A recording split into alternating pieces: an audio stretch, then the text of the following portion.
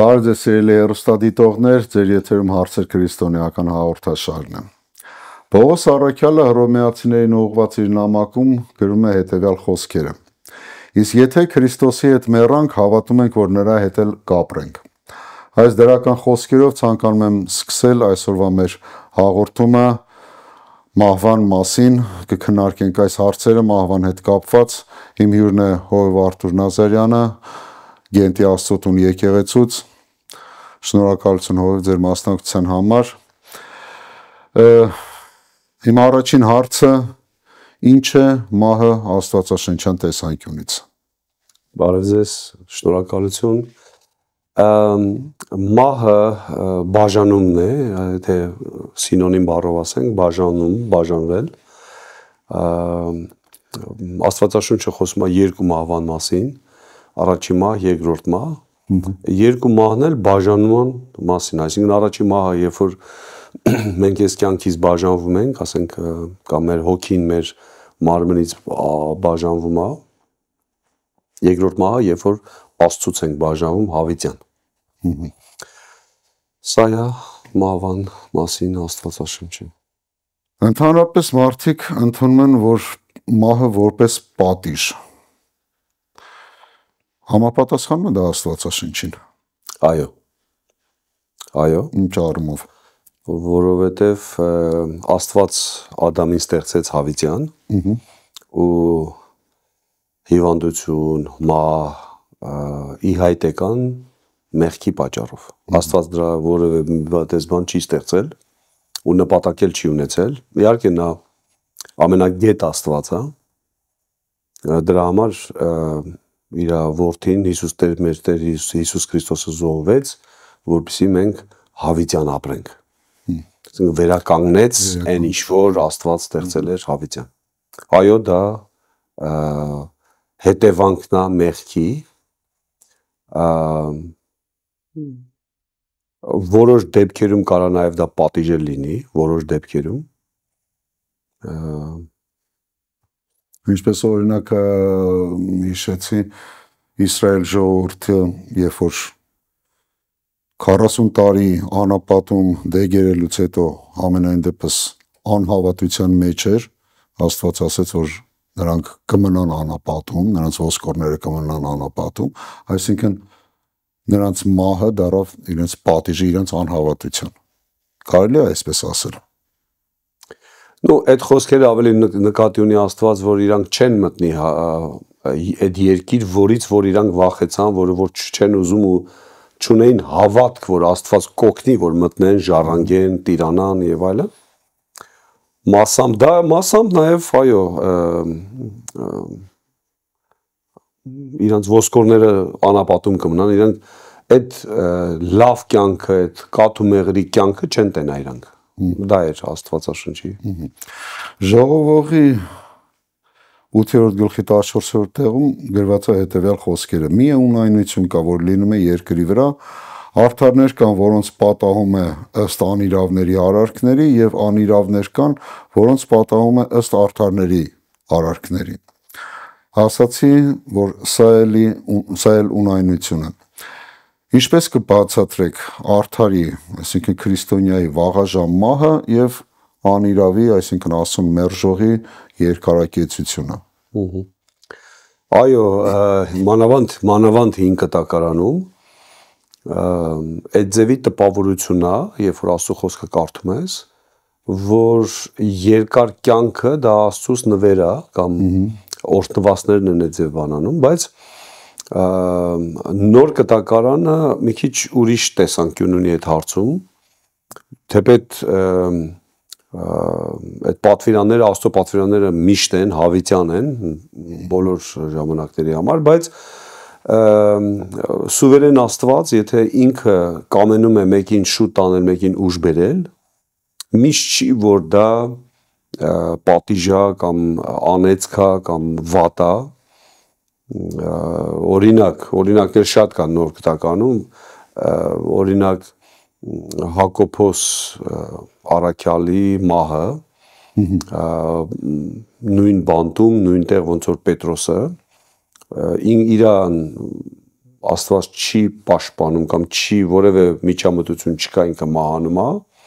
բայց Պետրոսի դեպքում հրեշտակը գալի ազատում է մի հրաշքով, հա։ Մենք չենք կարող ասենք, որ Հակոբոսը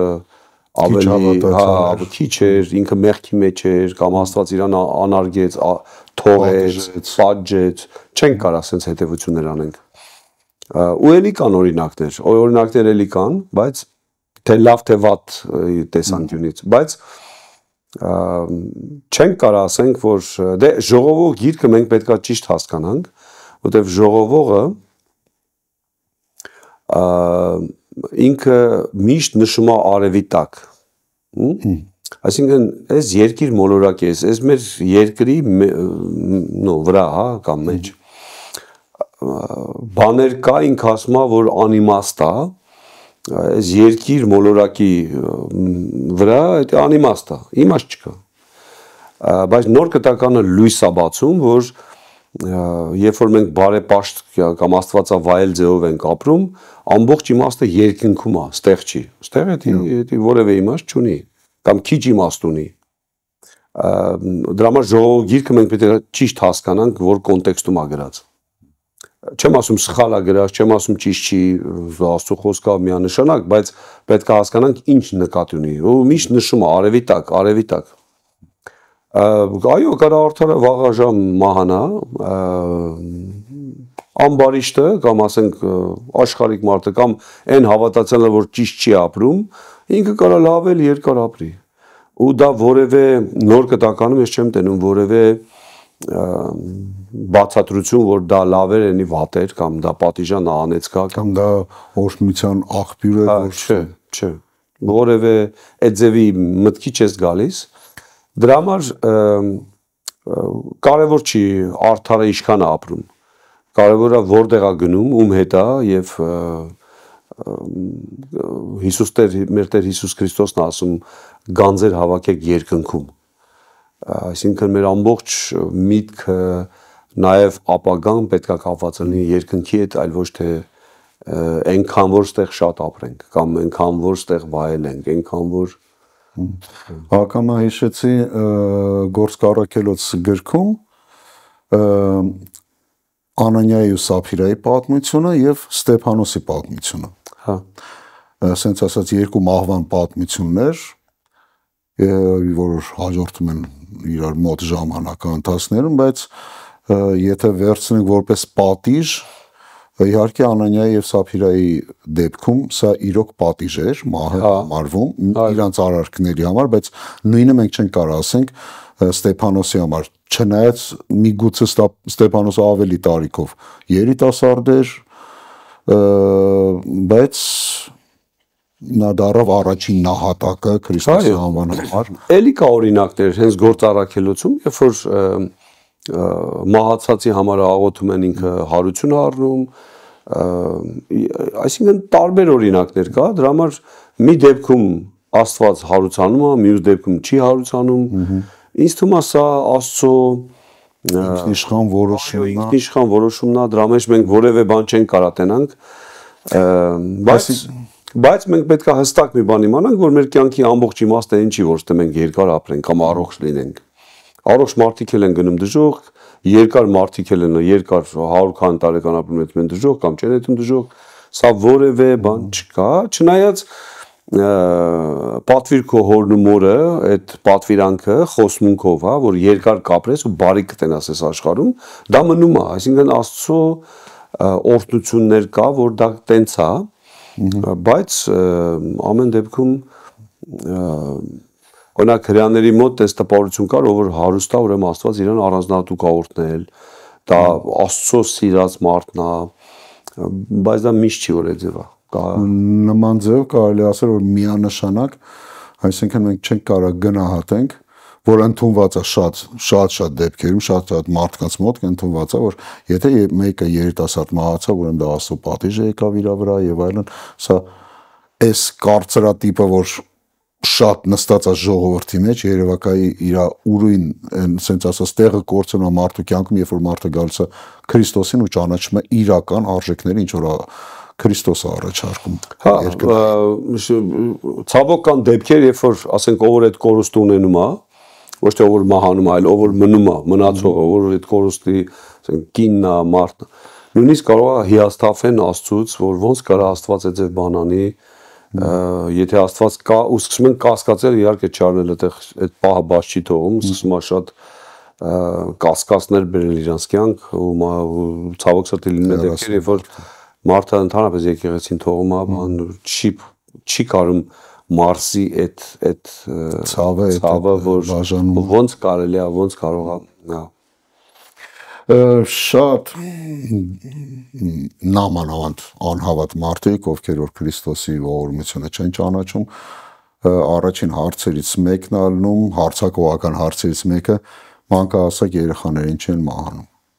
Օրինակ ինչ, իհարկե մենք ամեն ինչ չգիտենք, մենք ամեն ինչ չենք կարող բացատրենք, բայց ուղղակի ինչպես կարանք բացատրենք, ինչա կատարվում, ինչն է պատճառը։ Ոնց որ ով որ այգի ունի, օրինակ ես մի փոքր հողամաս ունեմ իմ տանդեմը, ես ասենք գիլասի ծառ ունեմ, որոշակի ասենք թփեր ծառեր, որտեղի որ ասենք բերքատու, հա, ասենց ես չեմ այդ այգու տերը, ես կուզեմ, որ միրգը կուզեմ, էդ էլ կուտեմ, որը չեմ ուզի, գցեմ գետին, որ թուփը, ծառը, ճյուղը, որ ուզում եմ կտրեմ ու պետք է կտրվի, ես կտրում եմ էդի, որը պետք չի, չեմ կտրում, կարճացնում եմ, էթում եմ, կտրում եմ, հասկանում եք, միթե կավը բրուտին կասի ինչի ես է ձևանում, Աստծո խոսքը։ Այսինքն մենք որևէ իրավունք չունենք նույնիսկ տեղել չունենք, որ ասենք ինչի է Աստված դա թույլ տալի կամ ինչի է, միգուցե մենք երկնքում ավելի կհասկանանք դες բաները, բայց եկեք մի բան հասկանանք, որ այս կարճ կյանքը մեր հավետենականության հետ եթե համեմատենք, սա կաթիլել չի իսկի։ Ասենք լավ, մարդը թող մաքսիմում ապրի մի 80-90 տարի, լավ 100 տարեկան, 100 տարին համատես հավիտյանի հետ, դա որևէ բան չի էդի։ Աստված ուրիշ ձև է նայում սենց հարցերին։ Միգուցե ու լավ էլա, որ մանուկ հասակում է մեկին վերցնում։ Իհարկե ծնողի տեսանկյունից, ասենք, եթե Աստված ոչ անի դու լինես այդ տեղը, միգուցե ուրիշ ձև մտածես, որտեվ դա քո երեխեն է, քո հարազատն է, բայց որ սենց Աստծու կողմից նայում ես, կարա մահվան հանդեպ սխալ ընկալումը ըլնի մարդկանց այդ նեգատիվ վերաբերմունքը, այդ բացասական վերաբերմունքը նման ձևերի։ Դե իհարկե, ասենք եթե մարդը աթեիստ է, չի հավատում, որ կա հավիտենություն, իր համար պրծավ, վերջն է դա։ Վերջ։ Համար իր համար ավելի ցավալի է։ Հավատացյալի համար մենք հավատում ենք, որ կա հավիտենական կյանք ու եթե դա ավելի լավն է, քան թե այստեղ։ Ու եթե ասենք թե երեխա լինի, թե երիտասարդ լինի, թե ասենք մեծահասակ լինի, եթե հիվանդության մեջ է, տառապանքի մեջ է, մենք խո գիտենք, որ երկնքում այդ մարդը այդպես բաներ չի ունենալու, նա վայելելու է։ Ու սա չի միայն, նաև որ մենք կհանդիպենք, կտեսնվենք, սա հույս է, վերջ չի, հա։ Ուրիշ բան, եթե անհավատ է ու որևէ մեր հասկանալով, մեր իմանալով որևէ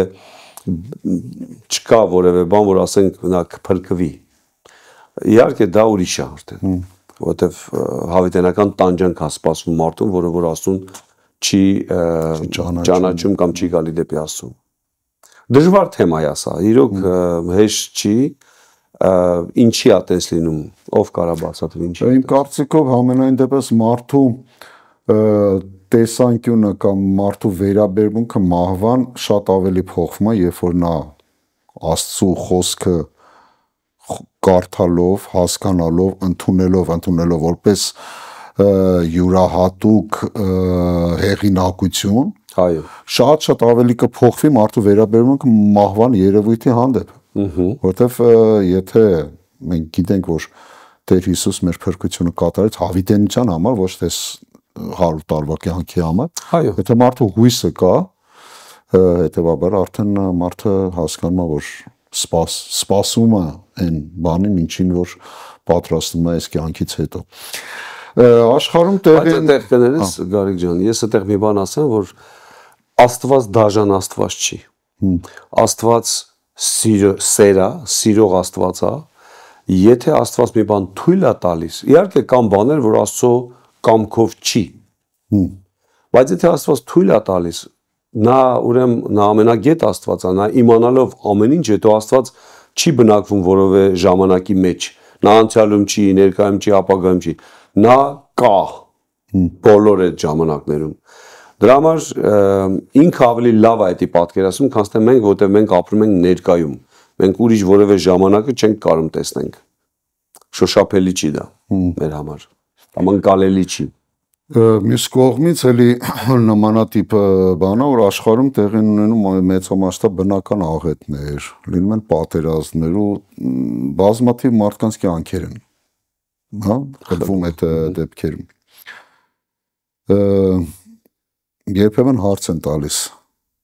ինչու է Աստված թույլ տալիս, որ սա կատարվի, կամ արդյոք սա Աստծո կամքն է։ Ոչ, Աստծո կամքը պարզ գրված է Աստվածաշնչում, այն ինչքանով որ մենք ենք տեղեկացված, հավատացյալները կամ ով որ կարդա Աստվածաշունչը, Աստծո կամքն է որ բոլորը փրկվեն, Աստծո կամքն է որ բոլորը լավ ապրեն, Աստված ստեղծել է մարդուն ոչ թե տառապանքի համար, չարչարվելու մահվան համար, այլ վայելելու, իշխելու, ստեղծագործելու, այն ամենալավ բաների համար է ստեղծվել Աստված։ Ու ինքը նույնն է այդ Աստված, չի փոխվում ինքը։ Փոխվում է մարդը, փոխվում է մեղքը, փոխվում է իրավիճակը, Աստված ինքը չի փոխվում։ Շատ դեպքերում մարդը ինքը խնդիրներ է ստեղծում իր համար ու ասում է Աստված ուր է։ Ինչի չի միջամտում։ Այսինքն եթե դառնանք պատերազմներին կամ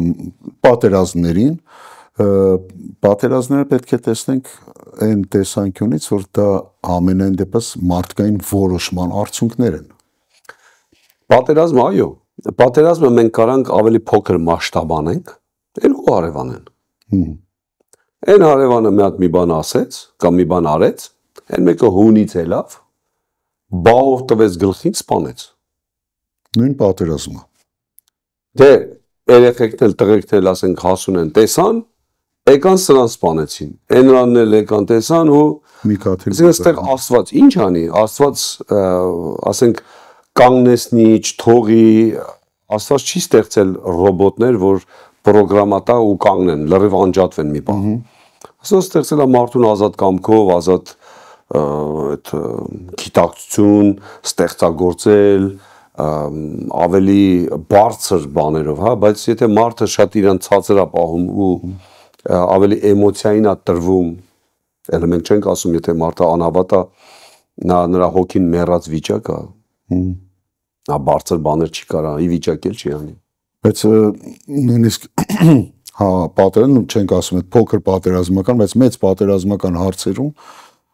դեպքերում նաև շատ քրիստոնյաներ են լինում, որ մահանում են, Աստծո սիրող մարդիկ, ու մահը համենայն դեպս թակում է մեր բոլորի դռները։ Այո։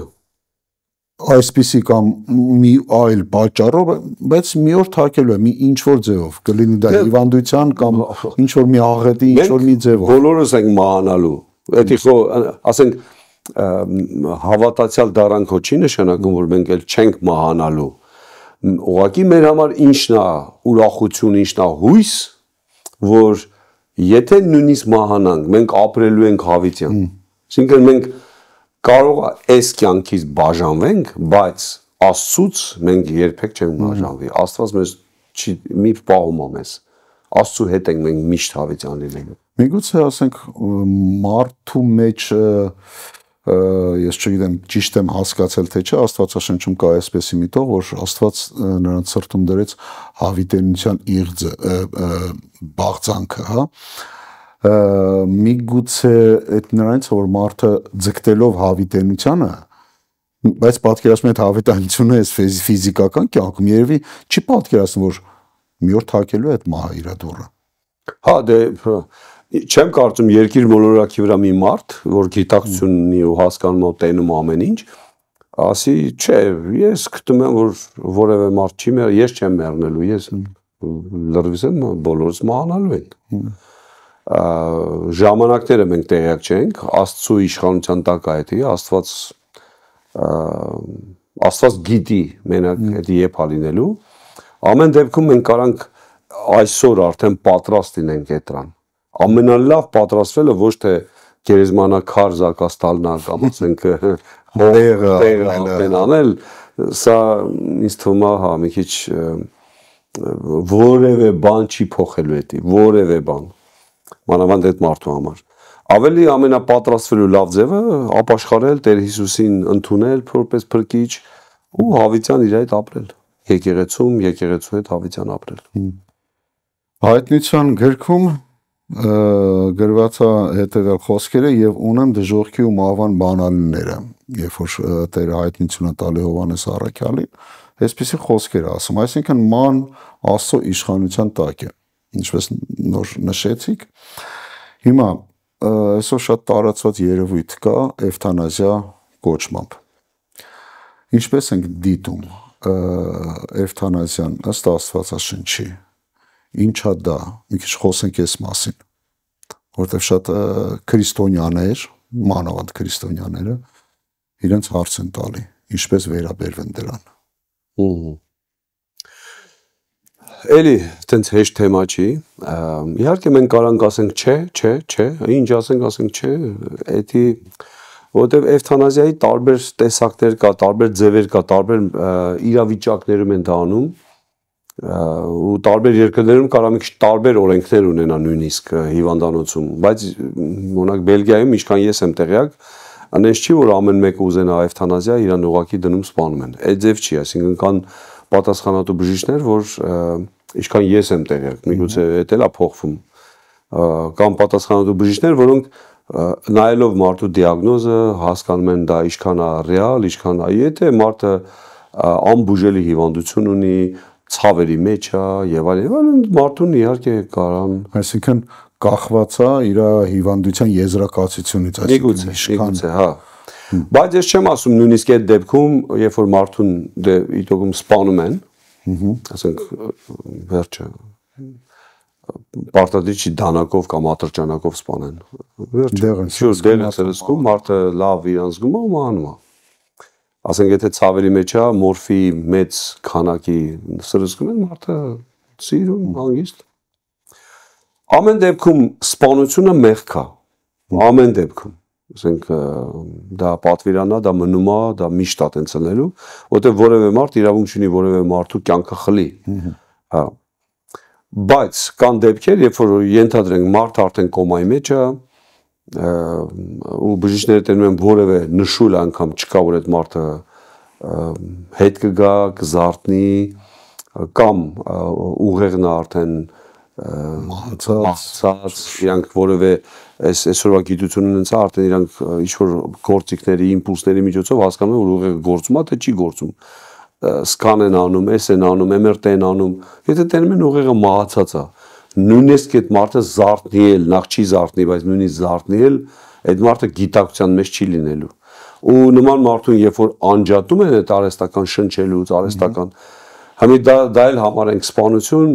մի քիչ ծայրահեղ կլինի, այսինքն դա արհեստական մահացած է միգուցե։ Արդեն հա, եթե հիվանդանոց չլիներ, ասենք այն հետ գնանք մի 200 տարի առաջ, այն էլ հələ Հայաստանի գյուղեր հետ դառնանք, այդ մարդը շուտվանից մահացած կլներ արդեն։ Ուղղակի այդ արհեստական դեղերի, մորֆինի, չգիտեմ ինչով շնչառությամբ պահում են, հետո որ ուզում են անջատեն, ասում են ուենա սպանում են։ Շատ մարդիկ այդ գնում են այդ գայթակղության մեջ, ենթադրենք ասենք հարազատ ինչ որ ավտովթար է եղել կամ ինչ որ մի բանից այդ վիճակում հայտնվել կոմայի մեջ ու հիմա բժիշկները ասում են դե պետք է անջատենք որտեվ անունա մարդը ասում է չէ մի անջատեք որտեվ դա նշանակում է ես սպանում եմ իմ հարազատին հիմա դա իհարկե մենք չենք կարող ամբողջությամբ պատասխան տանք բայց ինչպես պետք է քրիստոնյան վերաբերվի։ Դա սպանություն է, դա սպանություն չի։ Մեր եկեղեցում համաձայնվի թե չէ։ Մեր եկեղեցում մենք ունենք կանոնադրություն, կանոնադրության մեջ բոլոր անդամները ունեն կանոնադրություն։ Կանոնադրության մեջ մենք ունենք կետ, որտեղ գրած է ծանր հիվանդությունների հետ կապված կետ է, որ այդ դեպքում տվյալ ընտանիքն է ընդունում որոշում։ Այսինքն մենք չենք ասում, դրա մեջ մտնում է, ասես ծանր դեպքերը, դրա մեջ մտնում է, ասենք հղիությունը, երբ որ պտուղը բժիշկներն ասում են ծնվելու է շատ հիվանդ, ինվալիդ, դաուն ու նման շատ բաներ։ Դրա մեջ մտնում է, երբ որ ասենք հղիությունը, բայց ասում են լավ է ընդհատվի հղիությունը, թե չէ մայրը այդ կինը կանա, եւ այլն, այսինքն տարբեր իրավիճակներ, որտեղ որ շատ որոշում է պետք կայացնել, ըստ մեր կանոնադրության, հետի մենք այդ մարդկանց ենք տալի, որովհետեւ ստե ինչ պահել կա։ Միգուցե ես կամ դու լավ հավատք ունենք մենք առ Աստված։ Ես հավատքով ընդունում եմ, որ նույնիսկ եթե հիվանդ է, կարա բժշկվի։ Բայց այդ մարդիկ չունեն այդ հավատքը։ Կամ հակառակը։ Այսինքն դեպքը դեպքից կարա տարբեր լինի։ Ընդհանուր սկզբունքը մենք բացատրում ենք, աբորտը դա սպանություն է։ Մարդուն սպանելը դա մեղք է, ծանր մեղք է։ Եվ այսինքն սկզբունքը մենք բացատրում, դա Աստծո խոսքն է, դա պարզ Աստծո խոսքն է, բայց որոշումը մարդկանցն է։ Ու նաև երբ որ մենք մեր կանոնադրությունը դա մարդուն է տալիս, մենք ընդունում ենք ոնց որ իրանք կորոշեն այդ ձևել թոլինի։ Ծանր դեպքերում, ծանր իրավիճակներում, խոսքը գնում է դրա մասին։ Խոսքը չի գնում ուղակի, ասենք հղիացել է մեկը, մարդուկին որոշում է որ չէ, այդ երեխան մեզ ձեռ չի տալի կամ չենք ուզում քրիստոնյաների մասին է խոսքը։ Հա, դրա մենք չենք կարա, ծանր է, մի այսօր գործը սենց է, աբորտ անենք։ Քրիստոնյաների մասին է։ Այս դեպքը ուրիշ դեպք է։ Մենք այդ դեպքը չենք ասում դու որոշի, դա որովհետև որոշելու բան չկա։ Բայց ծանր դեպքերը մարդիկ պետք է որոշեն։ Դա իրանց կյանքն է, դա իրանց հավատքն է, իրանք ունեն այդքան հավատք։ Եթե պատկերացրեք, եթե մենք մեկը, ասենք, հիվանդ, որ ամբողջ կյանքը պետք է հոգ տանեն այդ երեխուն։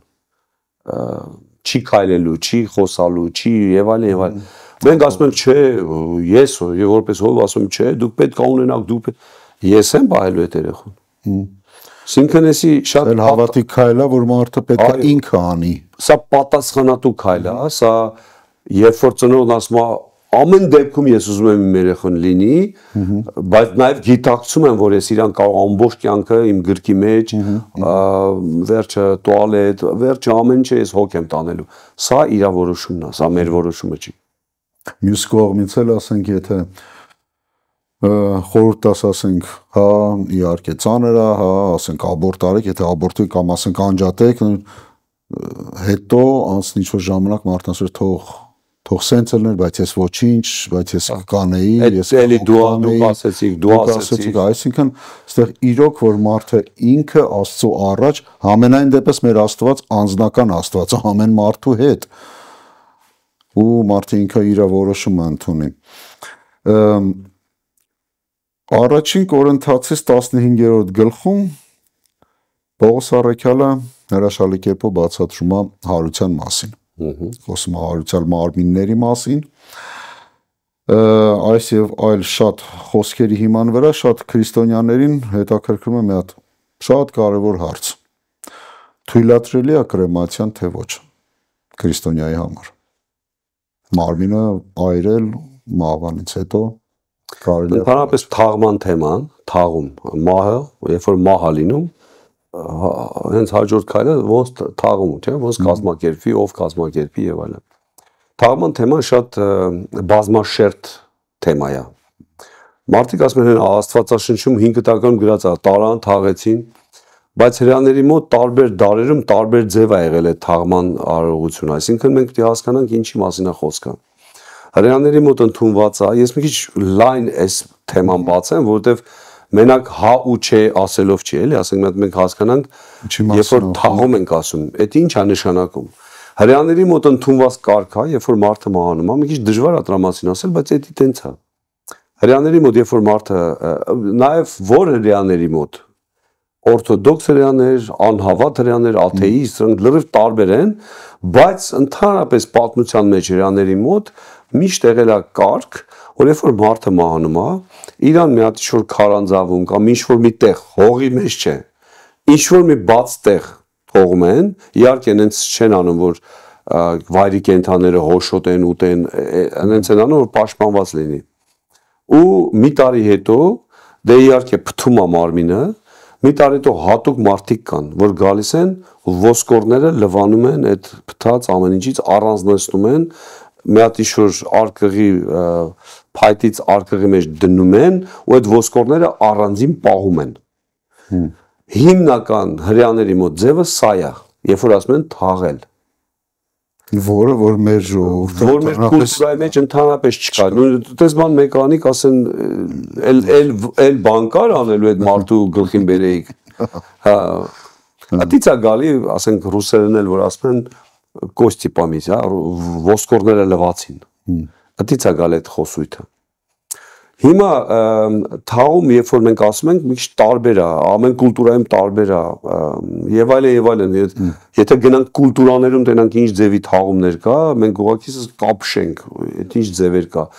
Միգուցե հաստատ տեղեր կա, որ մեկը մահացավ ուտում են, տեղեր կա մեկը մահացավ տանում են, որ հոշոտ են ուրիշ կենդանի, եւ այնքան տարբեր կուլտուրաներ կա։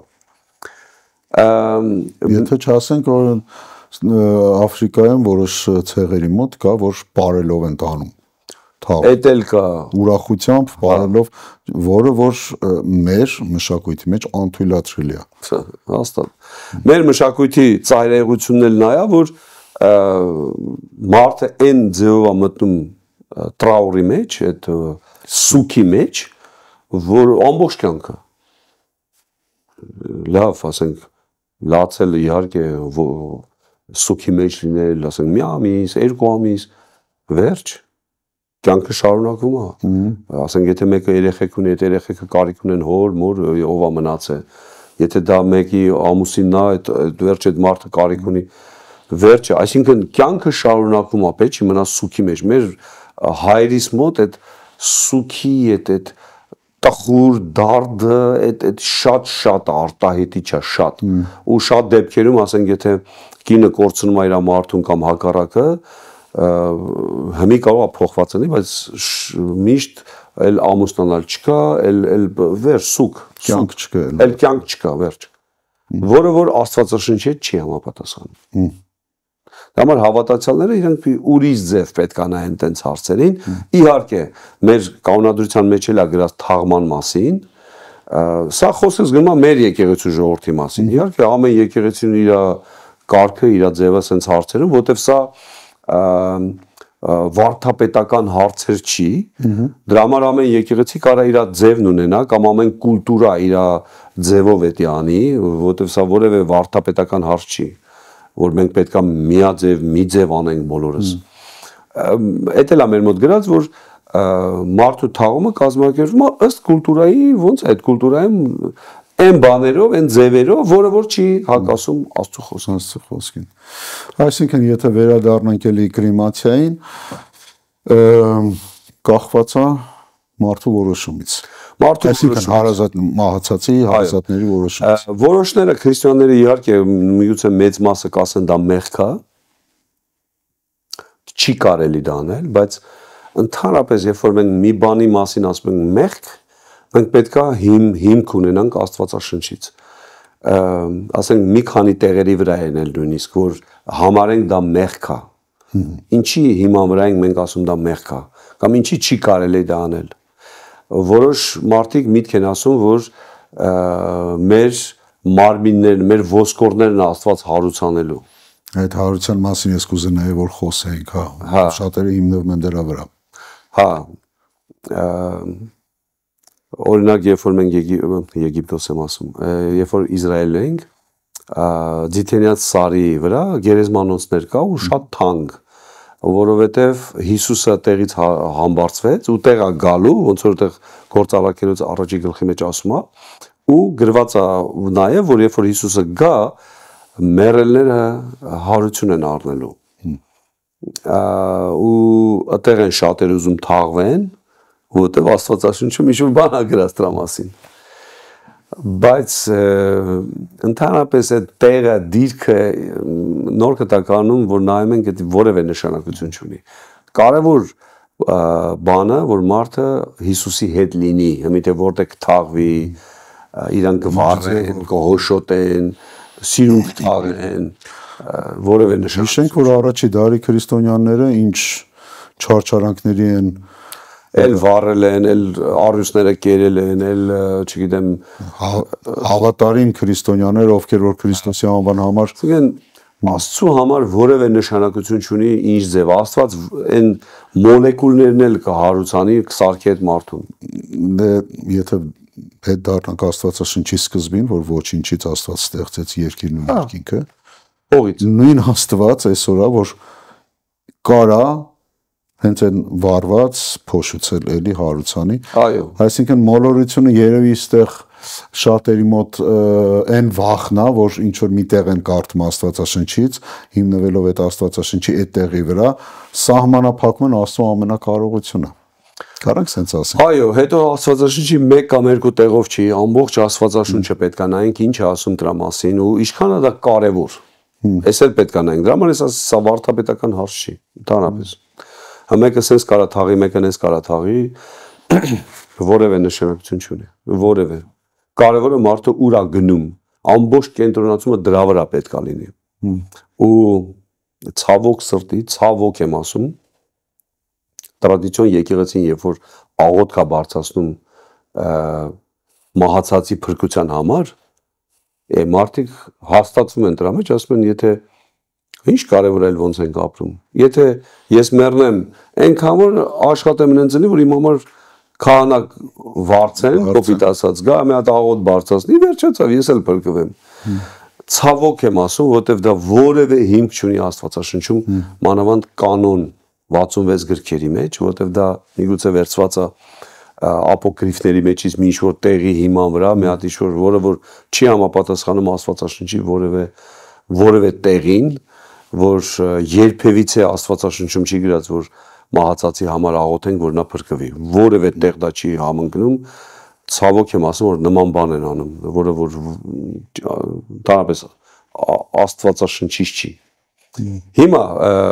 մեկը սենց է թաղում, մեկը նենց է թաղում, մեկը կրիմացիա է անում, մեկը կրիմացիա չի անում։ Նույնիսկ ծառայողներ գիտեն, որ ասում են լավ կլինի, որ ինձ էլ կրիմացիա անեն։ Որ չեմ ուզում, որ հոգս լնեմ իրանց համար, պիտի կան գերեզման այդ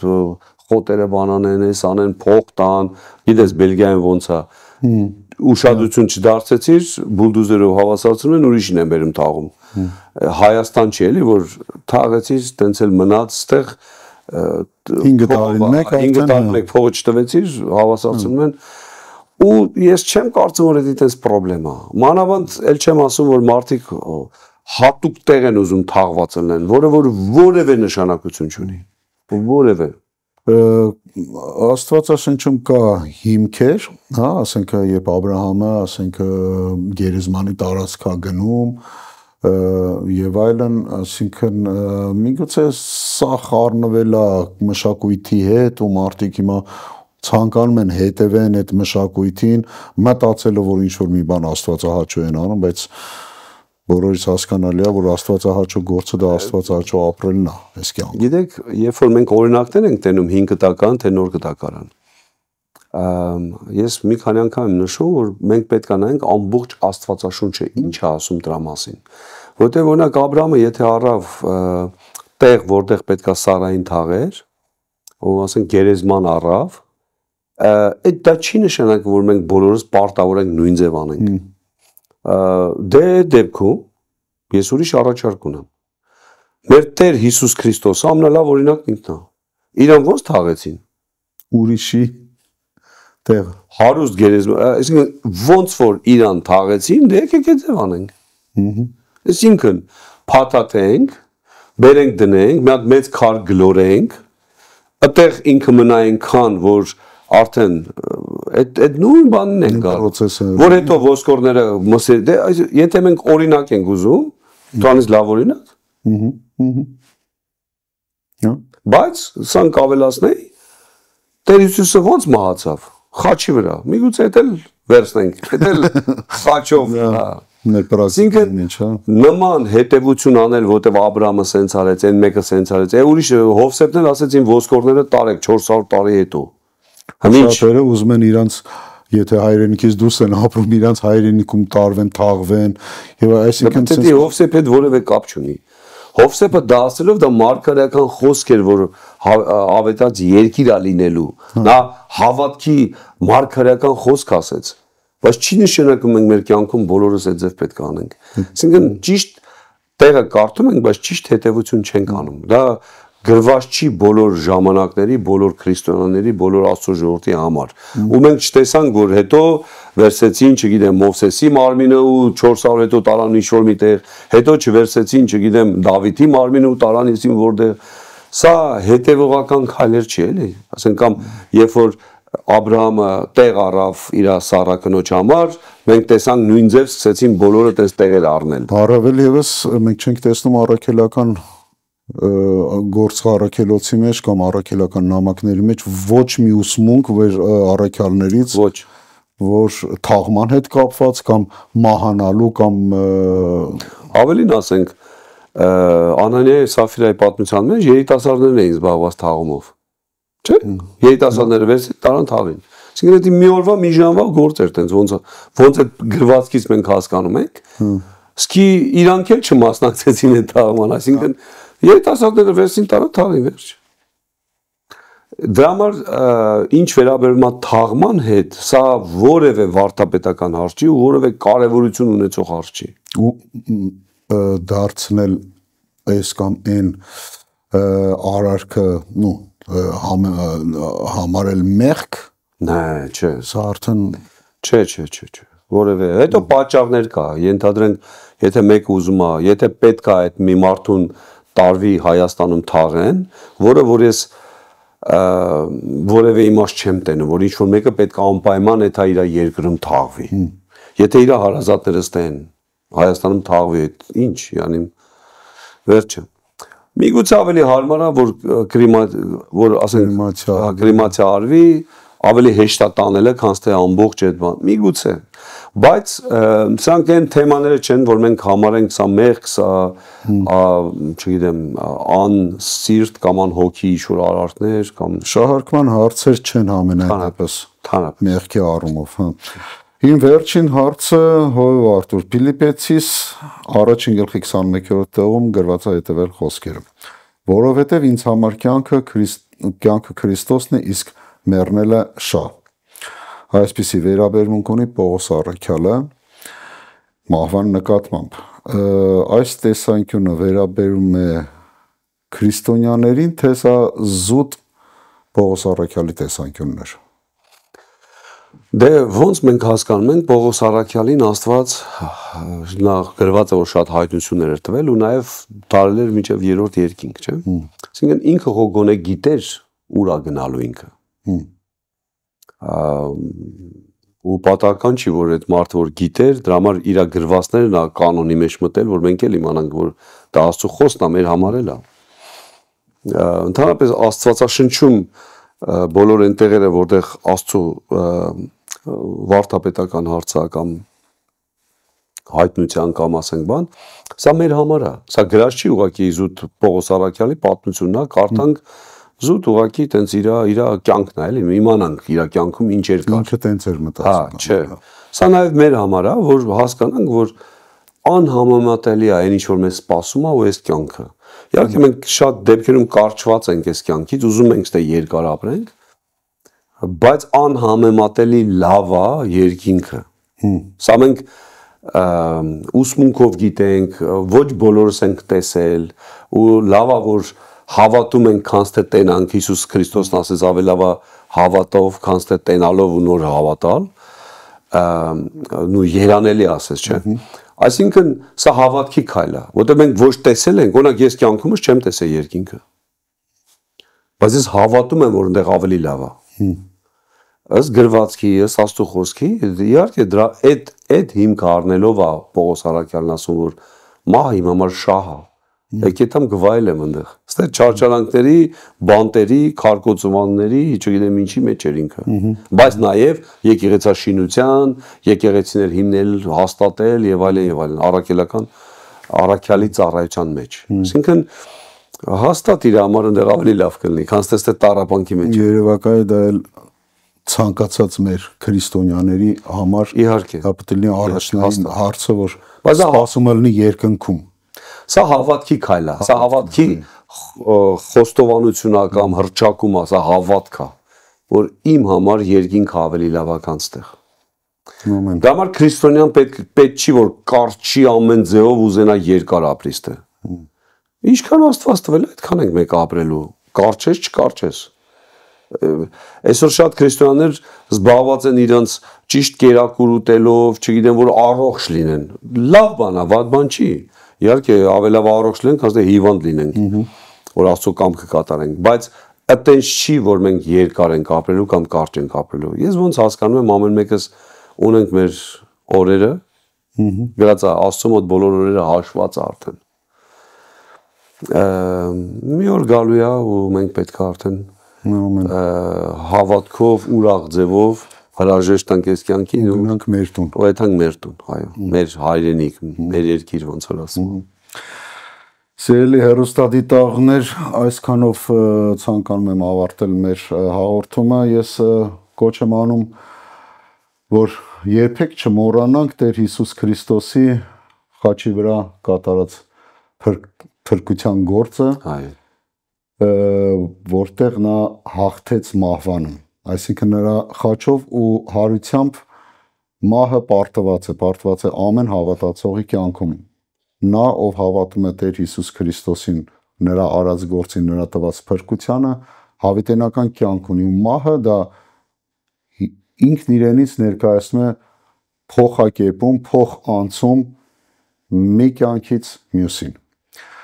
Ես օրհնում եմ ձեզ, Հովև Արտուր, շնորհակալ եմ։ Ես եմ շնորհակալ մասնակցության համար, սիրելի հեռուստադիտողներ, ձեր հարցերը կարող եք ուղարկել մեր էլեկտրոնային փոստին, սիրով կսպասենք, սիրով կփորձենք պատասխանել ձեր հարցերին, եղեք օրհնված, մինչ հաջորդ անգամ։